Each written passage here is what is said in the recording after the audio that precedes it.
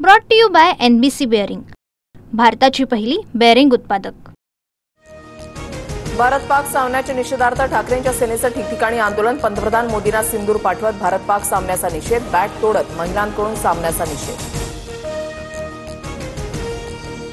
Operation सिंदूर वेळी उद्धव ठाकरे विदेशात पर्यटन करत होते। देशाप्रती भावना असती तर ठाकरे तत्काळ भारतामध्ये परत आले असते, मात्र ठाकरे 10-12 दिवस लंडनमध्ये राहिले।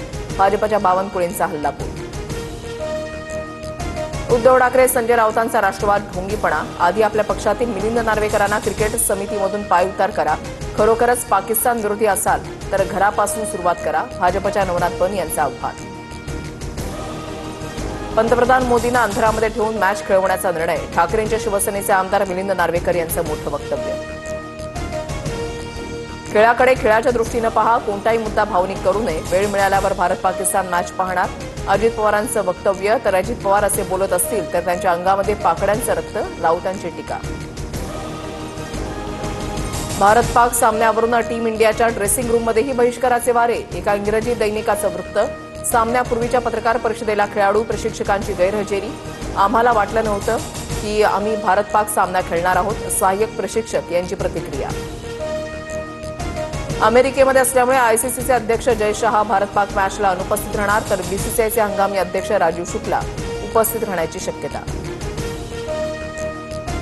पहलगाम दहशतवादी हल्ल्यामध्ये बीसीसीआयच्या परिवारातील कोणाचाही मृत्यू झाला नाही, त्यामुळे त्यांना 26 मृतांच्या कुटुंबांच्या भावना समजल्या नाहीत। दहशतवादी हल्ल्यातील मृत शुभम द्विवेदी यांच्या पत्नी ऐश्वर्या द्विवेदी यांची प्रतिक्रिया।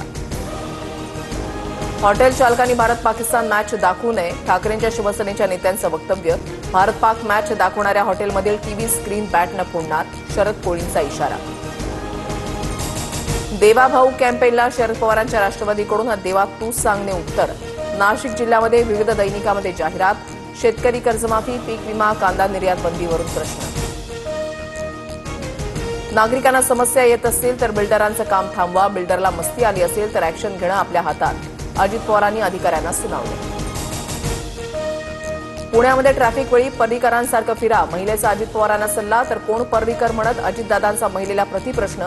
गोव्याचे माजी मुख्यमंत्री मनोहर पर्रीकर, महिलेचं अजित पवारांना प्रत्युत्तर। काय वाटेल ती किंमत मोजू, पण सामाजिक ऐक्य जपू। एका जातीचं राजकारण करणं शोभत नाही, अंतर वाढेल असं भाष्य करणं योग्य नाही। छगन भुजबळ यांच्या वक्तव्यावर शरद पवारांची प्रतिक्रिया। दिवंगत संतोष देशमुखांना न्याय मिळवून दिला। मोठ्या नेत्याची विकेट पडली, त्यांच्या सहकाऱ्यांनी उद्योग केल्यामुळे क्लीन बोल्ड झाले। नाव न घेता सुरेश धस यांचा धनंजय मुंडेंवर निशाणा। बीडच्या पिंपळनेरमधील गोरक्ष देवडकरांची आत्महत्या। ओबीसी आरक्षण संपत असल्याच्या भावनेतून आत्महत्या। गोरक्ष देवडकरांची मुलगी पोलीस भरतीची तयारी करत होती, नातेवाईकांची माहिती। लखनौमध्ये इंडिगोच्या विमानाचा अपघात टळला। वेग वाढूनही विमान उड्डाण करू शकलं नाही।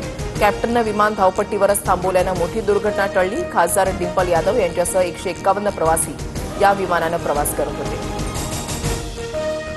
भारताच्या लेकीचा गोल्डन पंच। जास्मिन लंबोरियानं बॉक्सिंग चॅम्पियनशिपमध्ये जिंकलं सुवर्ण। 57 किलो वजनी गटामध्ये सुवर्णपदक पटकावत देशाच्या शिरपेचामध्ये मानाचा तुरा। भारतीय हवाई दलाकडून 114 राफेल विमानांच्या खरेदीचा प्रस्ताव संरक्षण मंत्रालयाकडे सादर।